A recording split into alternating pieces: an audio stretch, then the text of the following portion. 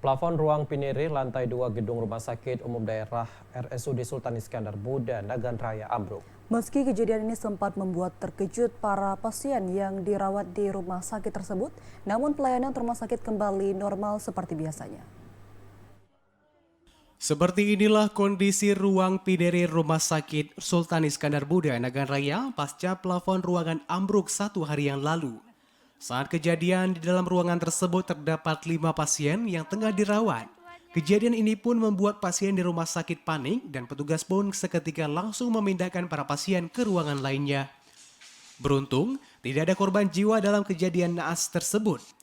Saat ini kondisi ruangan seluas 4x7 meter ini sudah dilakukan perbaikan oleh pihak rumah sakit. Kepala Tata Usaha Rumah Sakit Umum Daerah Sultan Iskandar Muda, Siddiq, mengatakan pihaknya tidak mengetahui penyebab ambruknya plafon ruangan. Namun diduga tampilan kain pembatas ruangan yang berat dan terus tertarik secara tidak teratur oleh pasien. Kendati demikian, pihaknya akan melakukan perbaikan pada ruangan tersebut. Itu kejadiannya kemarin pagi ya, itu laporan dari Kabit Penunjang. Ada terjadi jatuh plafon ya, di ruang pendiri atas satu ruangan, di mana dilaporkan itu kejadiannya petugas mendeteksi itu pada jam 3 pagi.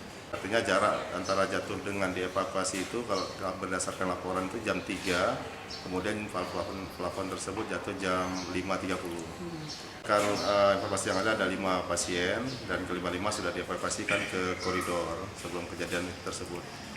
Pasca kejadian, saat ini pelayanan kembali normal, sedangkan ruangan yang rusak saat ini sedang ditutup sementara waktu untuk dilakukan perbaikan.